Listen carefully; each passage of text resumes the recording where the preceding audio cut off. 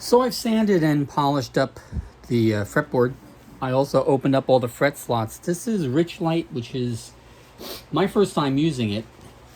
And this was the last fretboard I got from Luthier's Mercantile, which is kind of sad. And they had the fret slots cut really, they were pretty narrow. So I've opened it up to 24 thousandths, which is what the fret tang calls for. But I have used in the past, I've used black paper phenolic. So this is a piece of black paper phenolic plastic, which is layers of black paper and phenolic resin. And I used to cut them myself into fretboards. Here's one that's hasn't been slotted or radiused, and I used them exclusively on my bases. Here's one I made this back in '94, which I decided to recarve the neck thinner from front to back, and it obviously does not have frets in it right now, but that's phenolic. It was commonly called ebonol back in the day. Kramer used it, Steinberger used it, so this was my first time using it. When I was routing for the inlays, it's kind of fibrous. My old Dremel didn't really want to do it too well. I'm going to have to upgrade that system if I continue using it. Otherwise, it's kind of a pain to sand. But otherwise, it seems pretty good. I'll see the more I use it. But like I said, it's very similar to the black paper phenolic that I've used in the back, which is also called micarta or garolite. Micarta is what Gibson used for nuts. I believe that might have been, some micarta is paper and resin, some micarta is cloth and resin. It's very similar to printed circuit board in a way. But that's, I think, a different resin and a different, some of those use fabric. They used to use fabric. I don't know what they use. Fiberglass, I guess they are. But it polishes up nice. I've used it for fretless bases. It wears really well. I shouldn't have any problem pressing the frets in. I have to address the end of the fretboard because I did not do that. And I'm not exactly sure what shape I want to have it, but it's probably going to be straight. And I had the same thing with the nut earlier that I forgot to do that because I was thinking about what I'm doing as far as doing a video and not thinking about what I actually have to do as far as the instrument goes. But that's where we are with this. And then the next step will be to carve the neck. I'm preparing the veneers for the front and back of the headstock. To give an example how that works, we have on this base, which seems to have a chip on the front of the headstock, which sucks. But you can see there's veneers on the back, and there's veneer on the front. There's some layers there. I don't know if that's focusing. Is it going to focus? So it's kind of the Rick Turner method, and a lot of other people, acoustic guitar makers especially, like to do that type of thing with the back strapping. So this neck is getting back strapping and an overlay on the front of the headstock. So this is for the headstock, front of the headstock. It's a piece of black veneer, which should nicely match the body.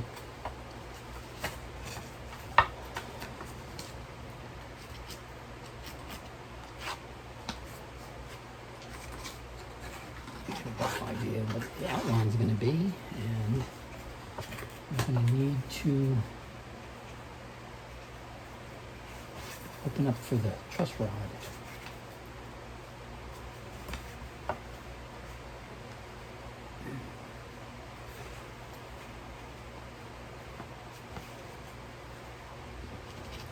Probably about there.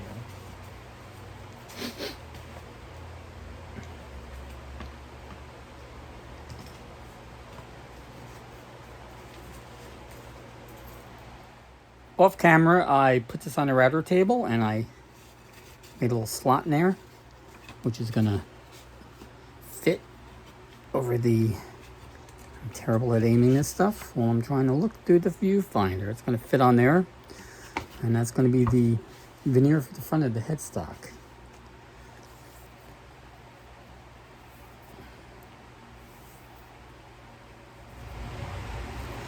So now I'm gonna attach the veneer in the front of the headstock.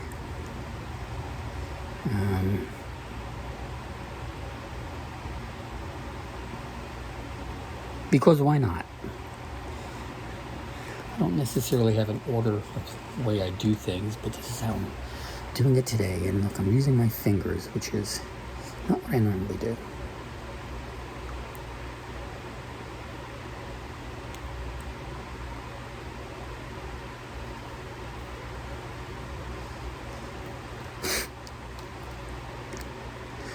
So much in lutherie seems very messy and things can look very crude before they're done. I think some people get a little too hung up on their intermediary steps being nice and clean looking, especially people that use CNC, because things come off the machine looking sometimes a lot more final. But it's not really a big deal. It all works out in the end.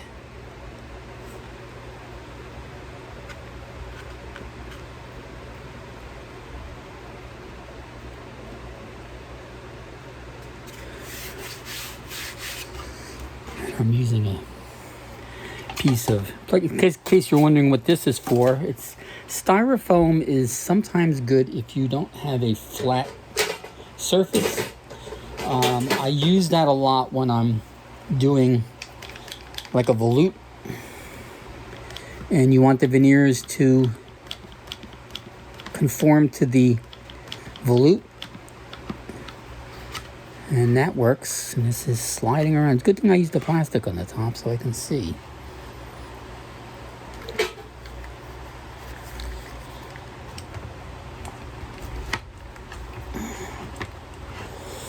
It is very difficult doing this stuff while you're recording yourself on video.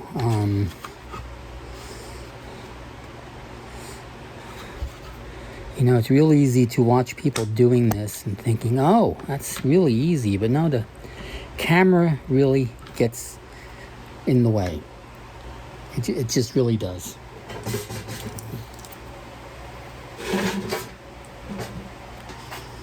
And I guess at some point I'll have to invest in an overhead camera system, which I don't have at the moment. That would definitely really help, especially since I'm putting my hands in the way. Let me see if I can move this camera.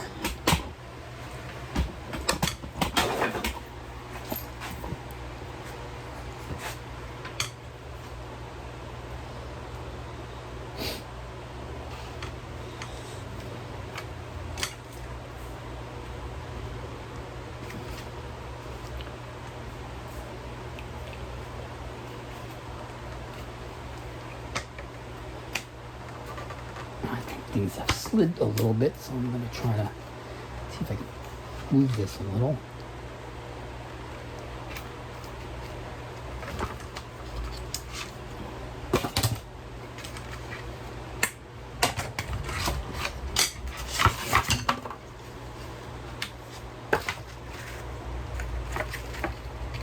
Oh, there we go. This is the type of thing that could benefit from being pinned in place with a couple of brads, which I did not do. Got a little bit of glue squeezed out over here.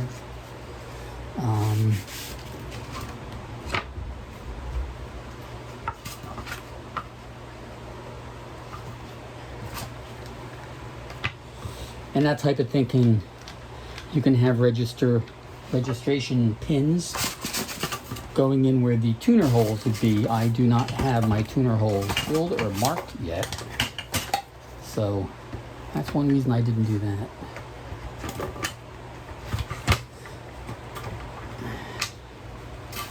But you know, Lutherie is very often somewhat improvisational. You know, I might do things a certain way one day, and I might do them a different way another day, and that's okay. That's kind of what you do. I've often said that instruments sometimes design themselves, because you have certain intentions on what you want to do, and the wood tells you something else. And it's good to be flexible. Now, this being a prototype, it's the first time I'm doing some of these steps on this one. It's very much, let me see if I can take the camera, get a better look at that. It's very much, you know, subject to change. But that's, we're going to leave that to dry. Okay, so remove the clamps from the veneer front, as you can see. Got the nice little truss rod slot. I'm going to trim that on the bandsaw.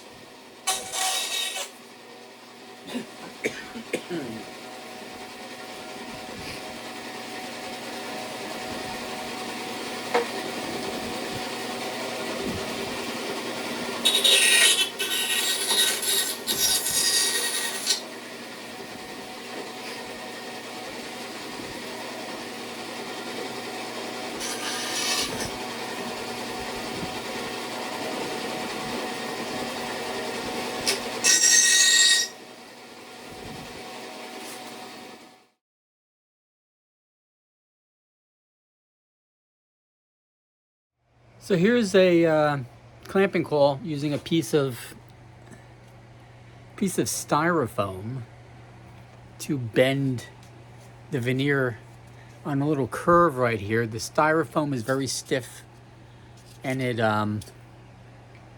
conforms to the curve. And then of course I have wood on either side, and that's the way I clamp my veneers to uneven surfaces. Some people make a wooden clamping claw with a little curve in it or something, but this will also work on the front for a fender style headstock. But the styrofoam just, you know, fills up the whole void there.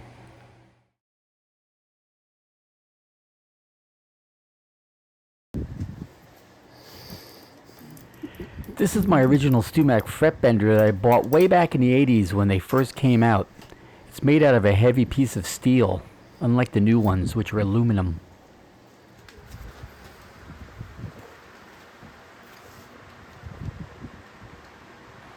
As you can see, I marked out where the tuners are going to go, which is going to be one of the next steps.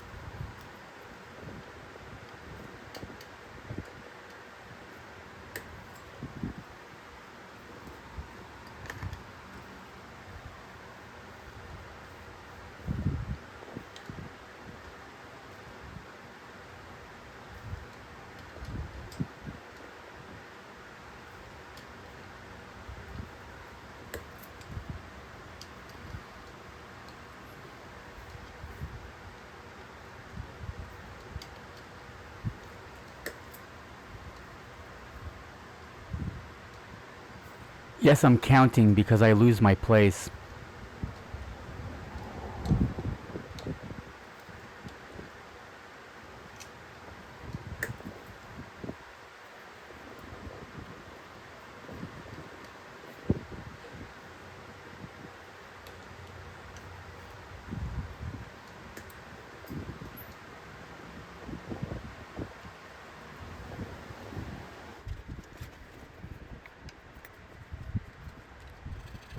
Here I'm putting a chamfer on all the fret slots that helps the fret seat better because of the bottom of where the tangs are.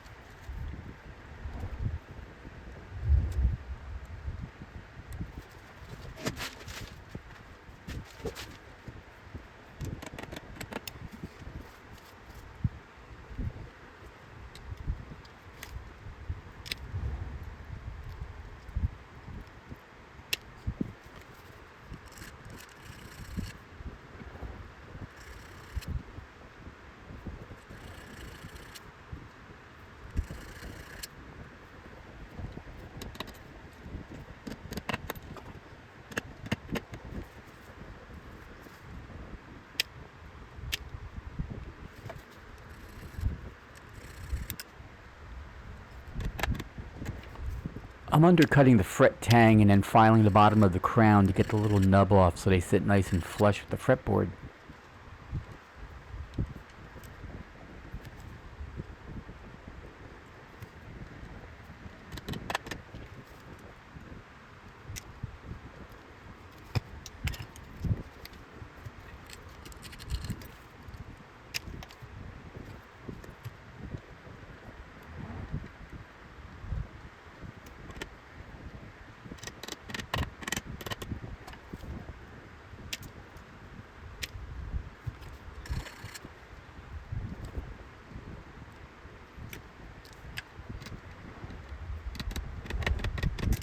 These fret slots are really tight, and it's kind of hard to get the frets to sit in there. As you can see that I just knocked one off.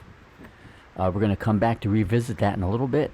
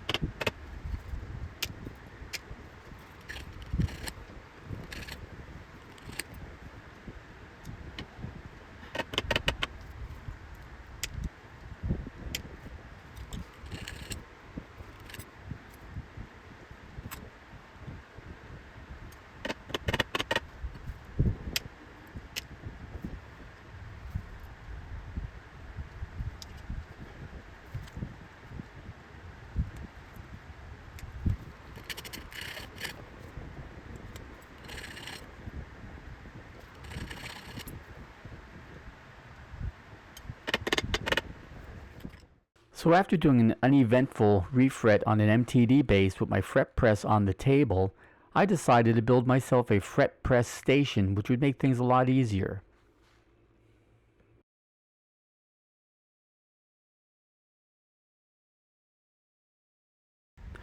So I hadn't yet secured the arbor press to the station, and as you can see, I'm experiencing quite a bit of difficulty getting the frets pressed in. So I'm using my hammer. That's not normal, and the last fret job went swimmingly. I knew the fret slot seemed tight, and this was my first time using Richlight. After I completed the entire fret job, I was unhappy with the results. So off camera, I pulled all 24 frets, sawed all the slots wider and more importantly deeper, and installed all 24 frets again. I should have done video of that and discarded this segment, but at that point I was thoroughly annoyed and tired. Suffice it to say, it went much smoother and without the struggle. I also bolted down the arbor press. I think what had happened was, from sanding the fretboard to get the inlays level, I took too much material off the top and all the fret slots were too shallow, which was the main problem, not so much the width of the fret slots.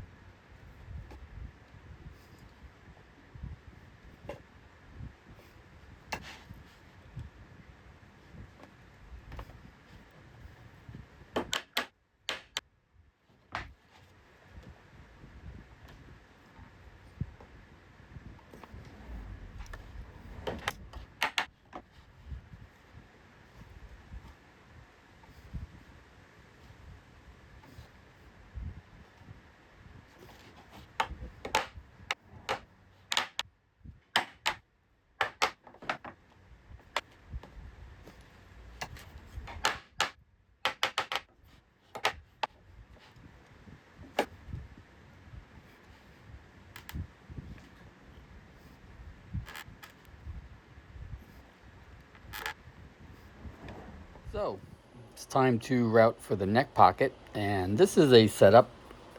It's kind of a, this is a one-off base. So I have two pieces of MDF that I actually screwed into the body into places you're not going to see. Once I got the neck centered and it's the right distance from where the bridge is going to be. And then if we remove this, that's what we're left with. And the neck is going that far into the body. The end of the fretboard needs to be cut shorter, which I didn't do. And the end of the neck may need to be lowered flush to the body, depending on how far I want the fretboard to come up. But this is the routing jig now, which you can see kind of followed the original neck pocket up to an extent, except that it's going to go all the way up into where the pickup is, and that's not exactly how the pickup's going to be either. This is a body I'm repurposing. It was a just a standard kind of a P-base body. I've routed for the control plate because it's getting a plate similar to this, but I'm actually going to make one out of aluminum, I think. So that's this. So next I have to route. Also, since last time, the veneers are on the headstock the neck's not carved yet, and I've plotted out where the tuning holes are going to go. So at some point I will drill for that. After I know where the neck's going to fit into the body, I'm going to be altering this heel also to get rid of that square boxy heel. Then I'll be able to draw on the back of the neck where the body ends and then sculpt it into the body. Skipped over the noisy routing part.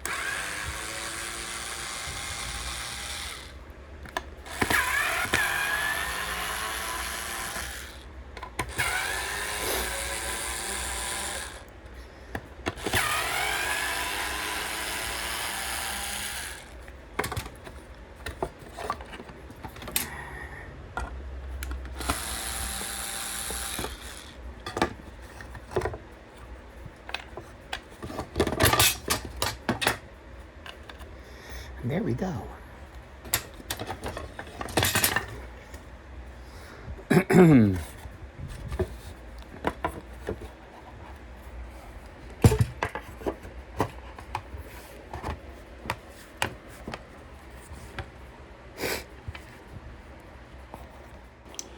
Alrighty, so we have routed our neck pocket, and I'm going to locate the screw holes for the neck, which get fastened pretty far up into the neck and actually away from the fretboard area. So I'm using a plate just to neatly separate the holes, but I'm not putting them in exactly that spot. But it's a good visual aid.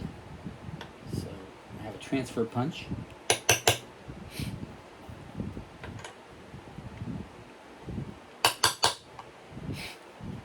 Doing the next ones, I guess about the same spot. Doesn't really matter. I do have lines drawn on the body here.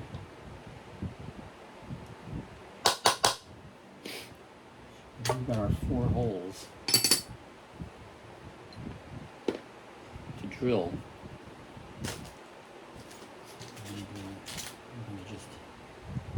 Darken those so I can see them.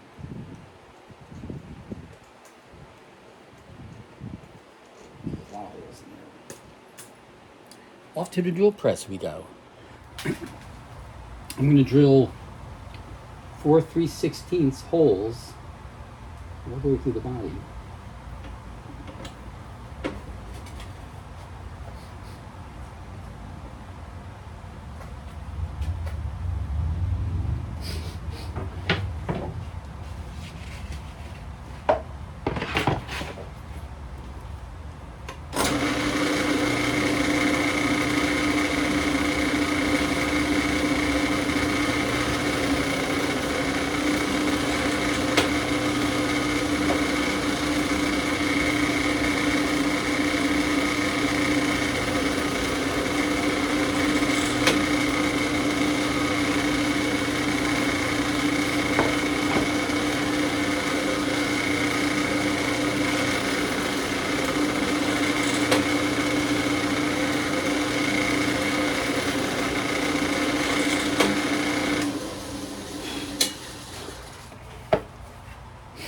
I had some black stain on the back as I was testing finishes for the body, and yes, there will be 6 holes. I don't know why I was just thinking about 4, and then I realized I have to do another 2, and then I drilled the other 2 off camera. Also, I shaped the heel off camera. Now we're going to use a counter bore, also known as a face spotter.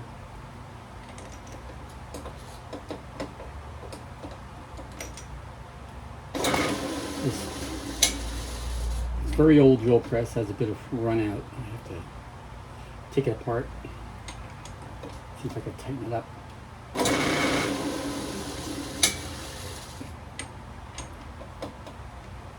If I get things just right in the chuck,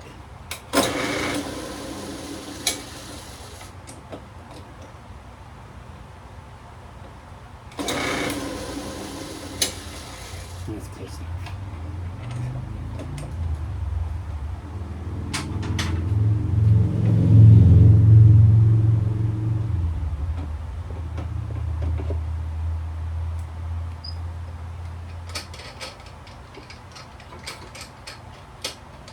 I'm going to put one of the string ferrules here, and one of the body screw ferrules, not the string ferrules. I'm going to put one of the body ferrules in here to get an idea of the depth. Put the whole body up.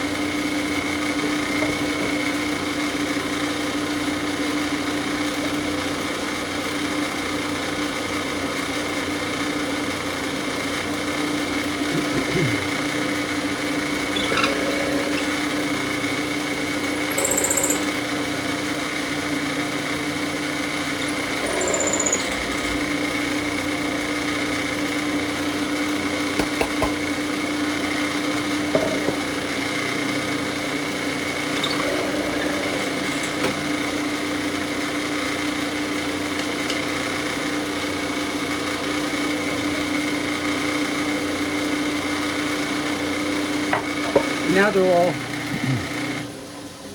flush with the body.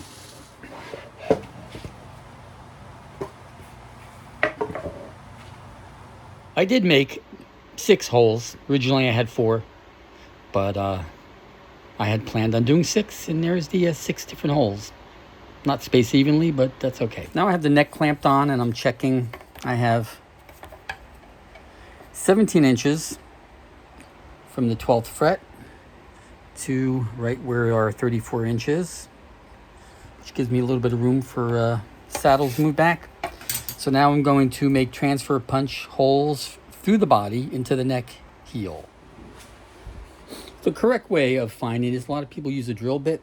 This is a transfer punch. They come in sets of different sizes, and they all have a point on one end.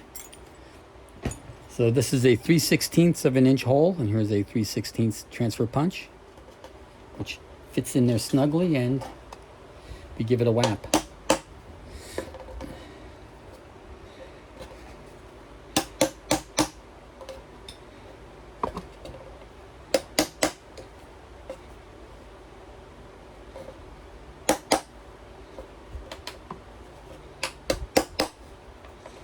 And I have to move one clamp.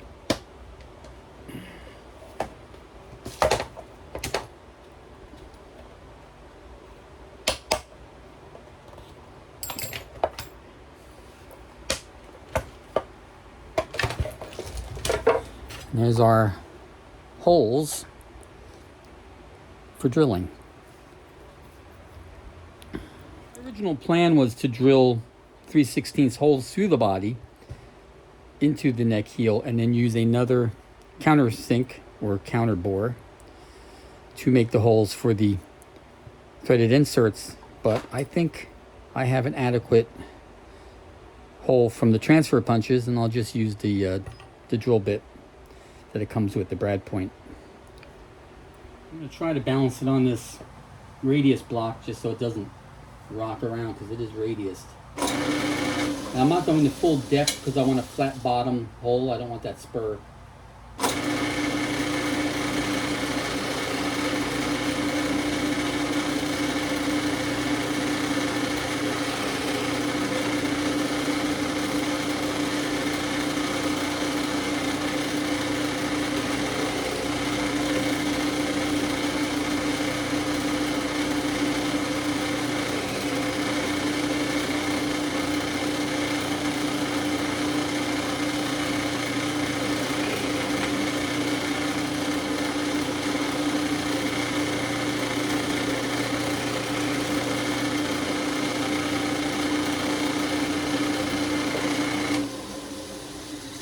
So I'm using a Forstner bit just to have a flatter bottom without too much of that spur.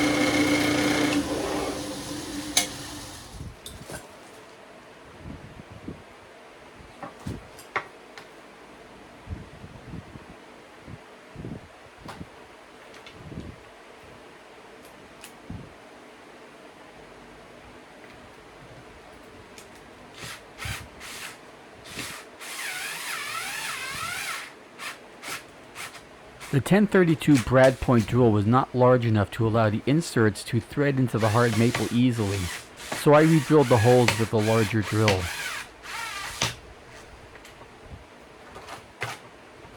I rub a little soap on the threads of the inserts to help them thread into the neck easier.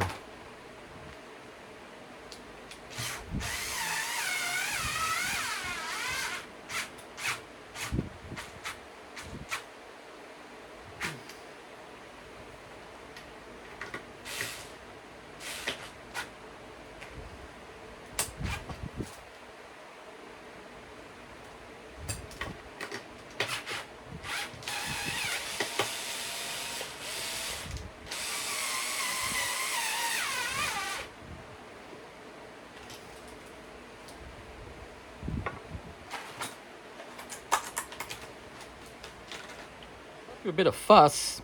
There's our threaded inserts in our neck.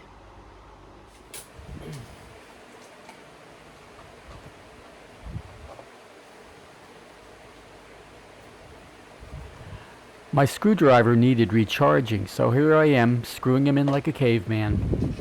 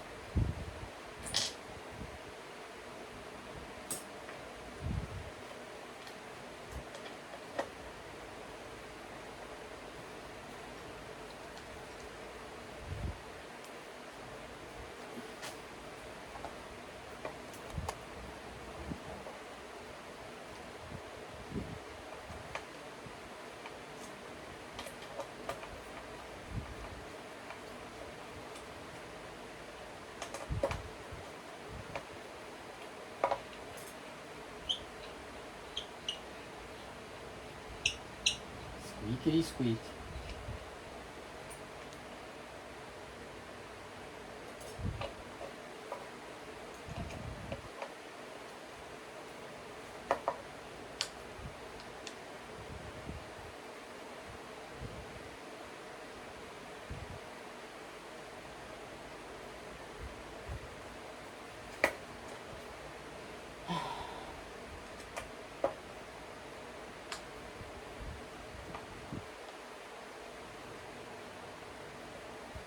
This would be a good job for a power screwdriver, wouldn't it?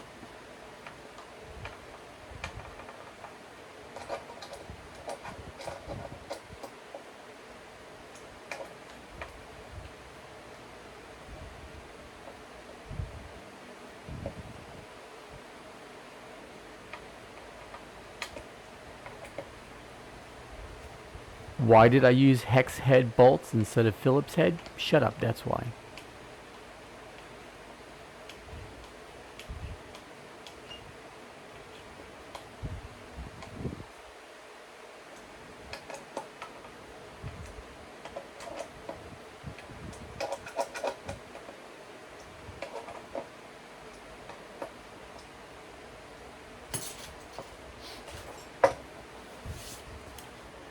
And there we have it, a bolted on neck.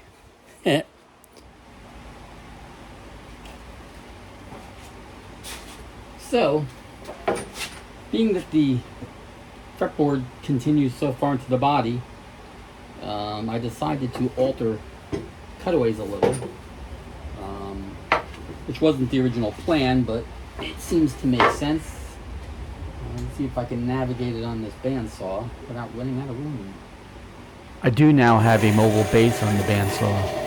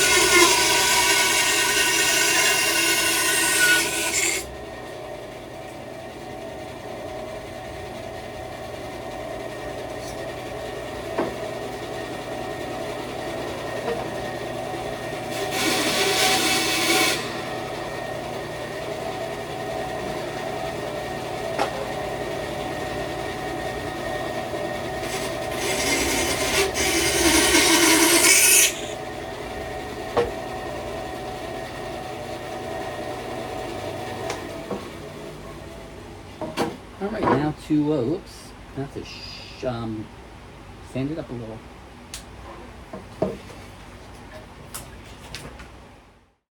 Next time I will be carving the neck and gluing more backstrap veneers on the headstock. Be sure to like and subscribe, and thanks for watching.